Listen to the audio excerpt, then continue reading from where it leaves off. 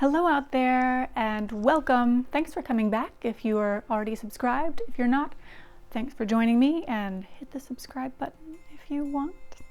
So today I am beginning the sewing on a project that I thought of months ago when I was freezing my butt off in Holland and also watching Outlander. So I got very envious of all the ladies' nice warm wool skirts, and I really wanted one. So I started thinking about that and then realized I would really need the correct support and just basically an entire Outlander-inspired outfit, or more than one if I wanted to wear this on a daily basis, some mix and match pieces. So it kind of snowballed. So now I've got a huge list of things to make to stay warm this coming winter in France and in Holland, depending on where I am. Let's see the list of things to make. I'm going to make stockings, a shift, well, more than one shift really, because you have to switch them out. Someone else is making my stays, my corsets, because I don't trust myself to make them right now. So she knows what she's doing and I'm gonna leave it to her. I should make a petticoat. I have not planned that out yet, but I know it should exist.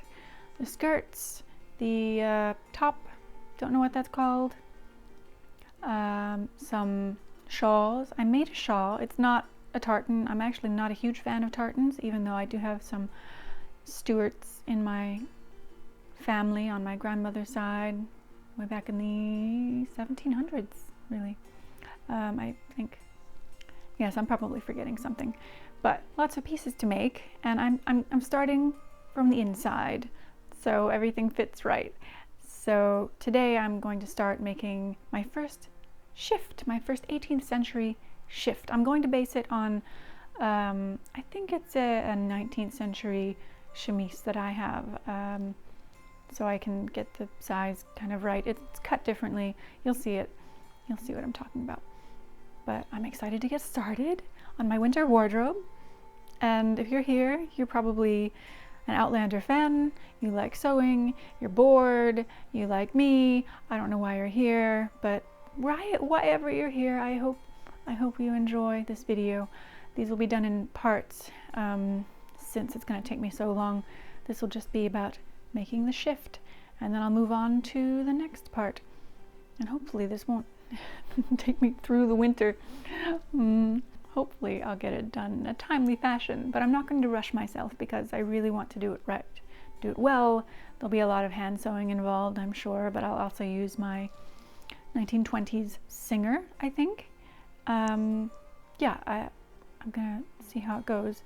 I've got a lot of notes from wonderfully attentive researchers online who love Outlander, and thank goodness I found those notes because I think I would be doing some things wrong. I'm so happy. Thank you to everyone who took such great notes. And I will try to include links to those resources below and in other videos, so anyone else who wants to make your Outlander wardrobe can benefit from other people's research. I think that's about it. I'm gonna get started on laying this out. Gonna do my best with recording. My phone is constantly full these days and I'm really trying.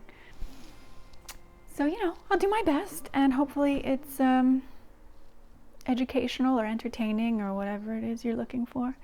And yeah, all right, I'm gonna get started and talk to you later. So I'm taking it slow. I'm just laying out the chemise I have here, which is not the style I'm going to be making. I want mine to gather at the neckline, so I have to be sure to cut it correctly. And I don't have a pattern, just some, drawings on the computer and this. So I want to make sure I get all my measurements right before I cut into this beautiful fabric.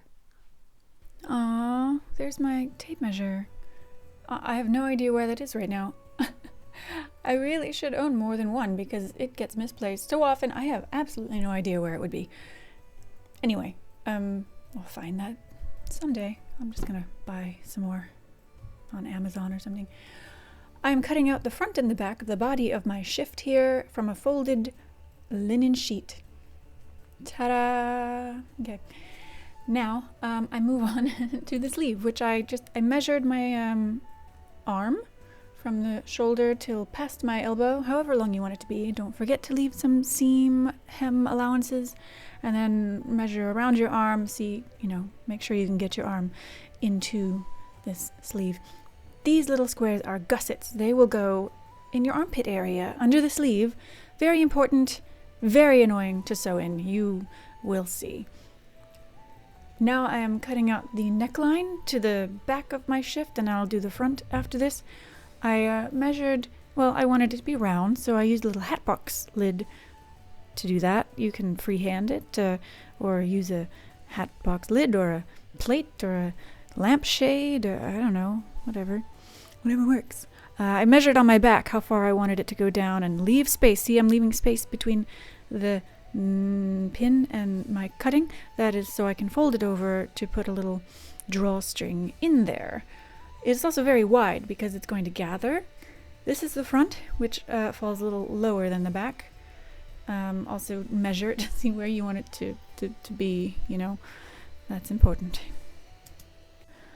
So the last thing I did last night, but didn't record because a friend called and we were on the phone for an hour, so I just sewed while we chatted, are the shoulders, where I sewed it together, and I decided to attempt to do it this old-fashioned way. So I folded it in on each other and then sewed it down there by hand. I'm not sure how to do that nicely by machine, so I see a lot of hand sewing in my future. I decided to do the neckline first so I can see how it fits and see how much on the side I might want to trim off, because I gave it extra, I think. So I pinned that together, and now I'm going to hand sew it around there, and I guess I'll make some kind of buttonhole, which I have not done before, so that will be new. A little buttonhole there to put the drawstring through. And I'm not sure what I'm using for a drawstring yet, but we'll find out.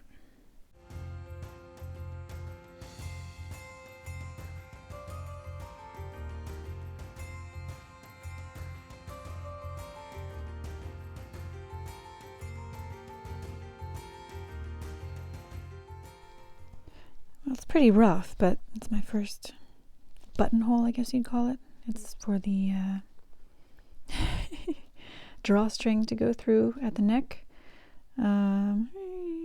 Yeah, well, practice makes perfect, right? I need so much practice, and forgive my nails. It's the elderberries and dirt that I've been digging in. Can't seem to get it out. But okay, so there's that. Now I need to figure out what to use as a drawstring. All right, so now I've pinned the sleeves on, and again, they're going to get hand sewn, and then pinned up the sides.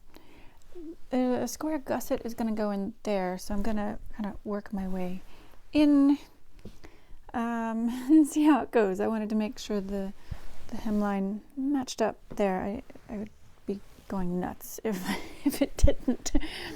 So that's the next step.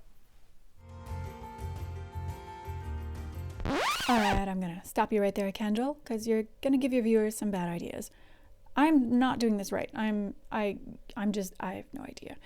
I saw what it looked like. I tried to recreate it. It does work, but it's not really the right way. So, I mean, feel free, do it this way, whatever. I guess there's an option.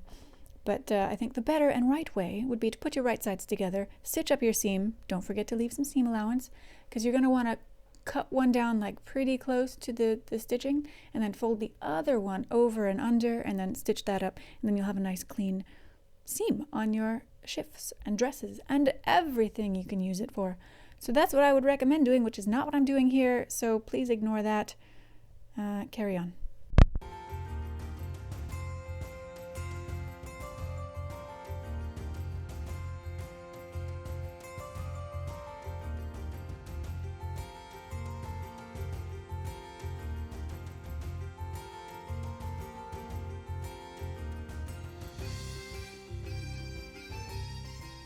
It's a new day. So today I have to do the last of it. I have to put in these what were they called?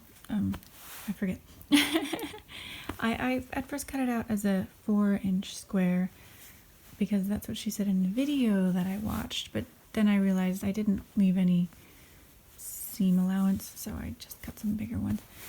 And we'll do that, and then try it on and hem the sleeves, and that should be it. And once again, I'm pretty sure I'm not doing this the correct way. However,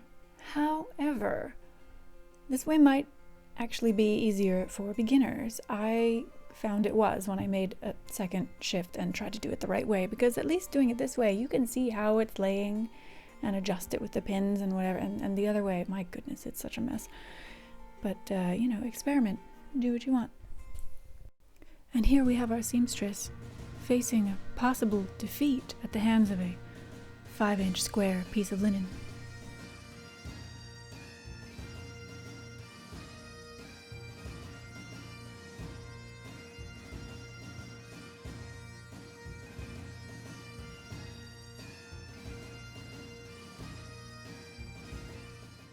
All right, so this is my first 18th century shift.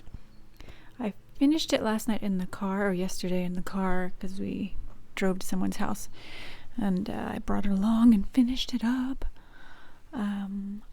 Overall, I'm pretty happy with it for my first one. I feel like, you know, I want to get smaller with my seams, but I think it's doable for now, and I will be making several more, so I'll get better at it. Yeah, so that's that. And I just still need something. I should probably just make a string, drawstring, but later. Maybe when my stitching gets smaller, I'll do a better job. Time for an insert shot, filmed 2 months later after I've been wearing it. This is what I ended up doing. I did make my own drawstring from the linen sheet, but in the meantime, I got this actual antique, probably 19th century shift. Look at those tiny seams. But it's got, you know, this other little ribbon thing, which I managed to find at the fabric store, so I think I will save myself some trouble on my future shifts and use that. And now for the final reveal, fashion show.